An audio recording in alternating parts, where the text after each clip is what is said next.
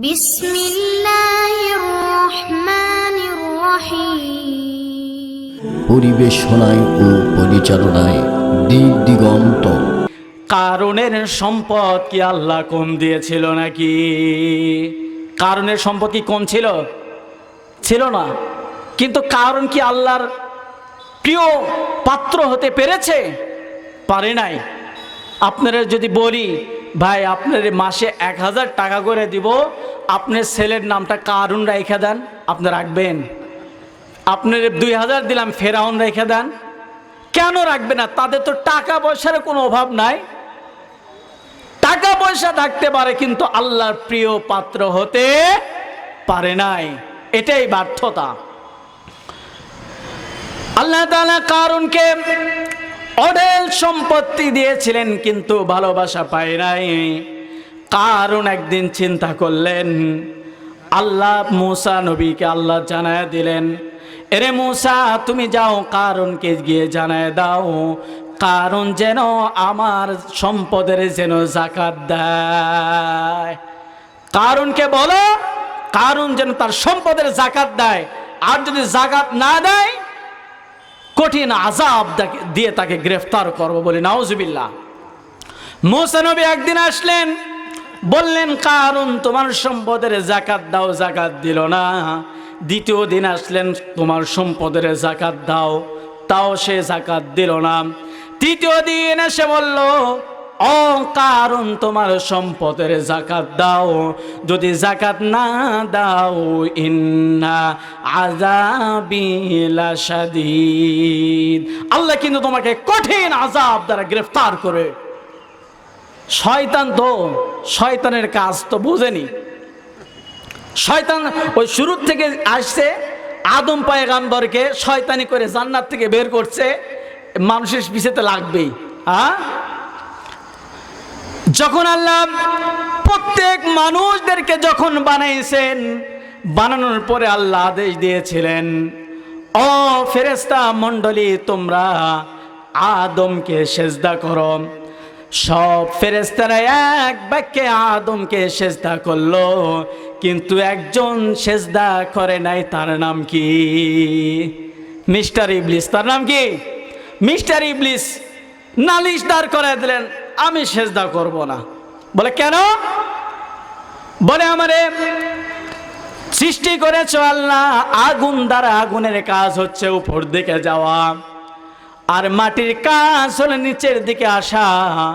কারণ আমি উপর হয়ে, আমি উপরের মানুষ আগুন, আমি নিচু মাটির আদমকে আমি সেজদা করতে রাজি নাই। আল্লাহ বলে আমার কথা তুই মানবি না? আশ্চর্য কথা।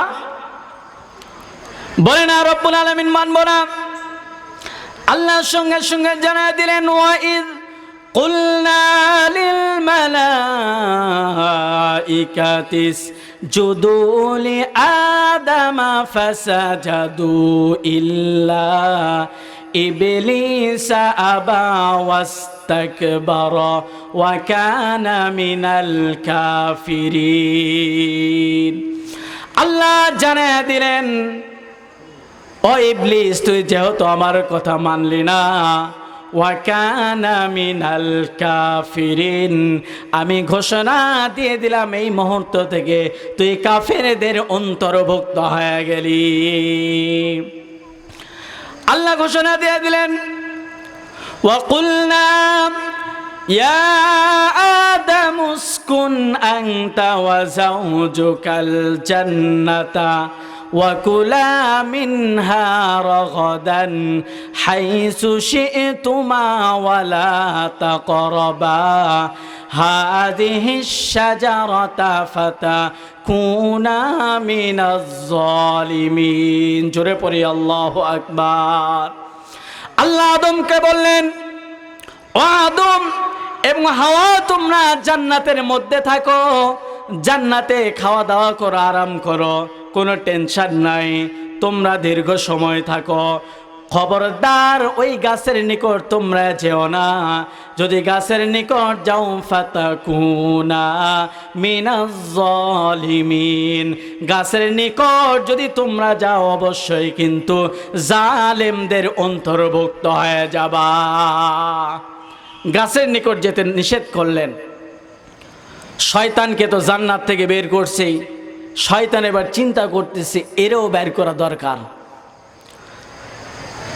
এরও বের করা দরকার। এবার সঙ্গে সঙ্গে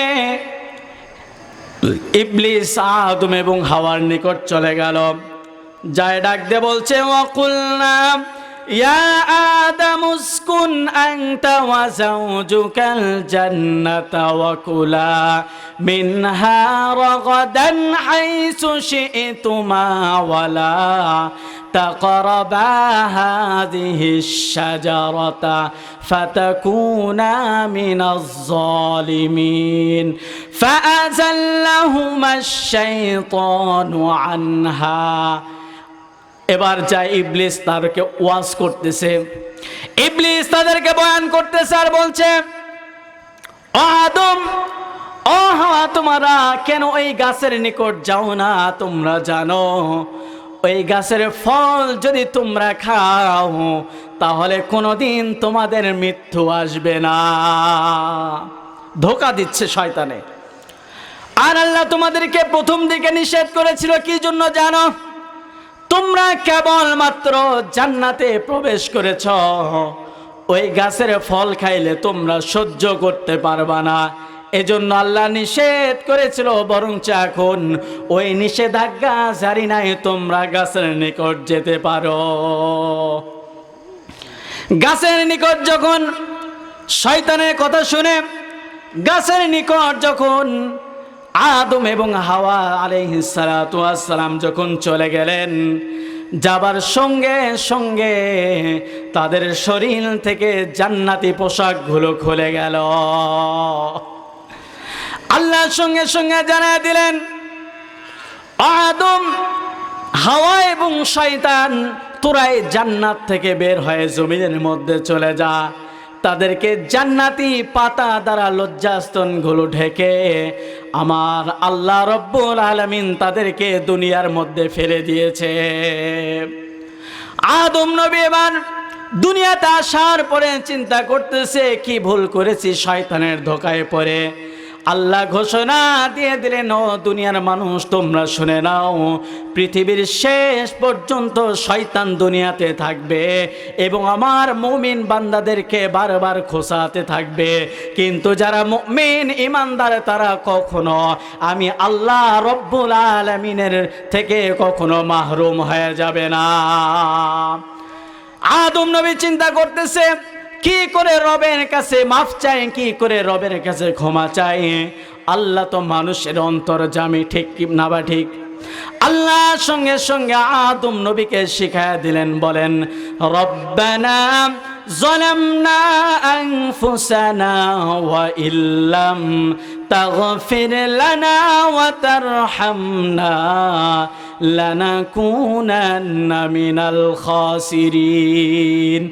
আল্লাহ দোয়া শিখায় দিলেন, হে আদম দোয়া করো, রব্বুল আলামিন আপনার সাথে জুলুম করেছি আল্লাহ, আপনার সাথে নাফরমানি করেছি আল্লাহ, মেহেরবানি করে আপনি আমাকে মাফ করে দেন। আদম নবী দোয়া করতে দেরি, আল্লাহ তার দোয়া কবুল করতে দেরি করে নাই। জান্নাত থেকে দুনিয়াতে চলে আসলেন। আসার পরে যে জঙ্গলে আদম পয়গাম্বর আসছে, সঙ্গে সঙ্গে জঙ্গলার পশু পাখিদের কানে খবর চলে গেল এদেশের মহামান্য বাদশাহ, এদেশের এই পৃথিবীর পয়গাম্বর আদম নবী দুনিয়াতে আগমন করেছে। এক শ্রেণীর হরিণগুলো যখন দেখলেন আদম পয়গাম্বর এসেছে, তারা চলে গেলেন আদম পয়গাম্বরের কাছে। আদম নবীর চেহারাটা দেখে আসি। দেখবে যাওয়ার সঙ্গে সঙ্গে আদম পয়গম্বরের সাথে সাক্ষাৎ হয়ে গেলেন এবং তাদেরকে যা থেকে জান্নাতি পাতাগুলো ছিঁড়ে ছিঁড়ে হাদিয়া দিয়ে দিলেন। হাদিয়া পাওয়ার পরে তাদের 3টা সূরত আল্লাহ পরিবর্তন করে দিলেন। তাদের গোস্তের স্বাদ বেড়ে গেল, তাদের চেহারা পরিবর্তন হয়ে গেল, তাদের নাভির ভিতরে কস্তুরী নামক একটি পাওয়ার এসে গেল। যে হরিণের মধ্যে কস্তুরী নামক পাওয়ারটা পাওয়া যায়, এক টুকরো গোস্ত যদি রাখা হয় এই পুরা এলাকা সুঘ্রাণে ভরে যায়। ওই হরিণদের এই অবস্থা দেখে আরেক শ্রেণী হরিণ আসছে, যে যাই তো যাই পাতাটা খায় আসি, দেখি তো একটু পাতাটা খাইলে হয়তো আমাদের চেহারাও পরিবর্তন হবে। ওরা গেছে নবীর বরকত নেওয়ার জন্য, এরা গেছে লোভে পড়ে। যাওয়ার পরে পাতা পাইছে ঠিক, তবে সূরত পরিবর্তন হয়েছে 2টা। কস্তুরী নামক যে পাওয়ারটা তারা পাই না, শুধু চেহারা পরিবর্তন হয়েছে আর তাদের গোস্তের স্বাদ পরিবর্তন হয়েছে।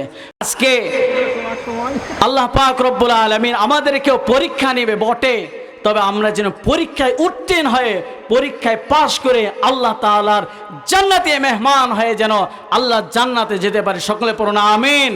আপনাদের মেহমান চলে এসেছে, আমি কথা লম্বা করব না। আল্লাহ তাআলা আমি যতটুকু আলোচনা করেছি আল্লাহ পাক রব্বুল আলামিন যেন আমাকে সহ সকলকে আমল করার তৌফিক দান করেন। ওয়া আখিরি দাওয়ানা আলহামদুলিল্লাহি রাব্বিল আলামিন। আসসালামু আলাইকুম ওয়া রাহমাতুল্লাহ।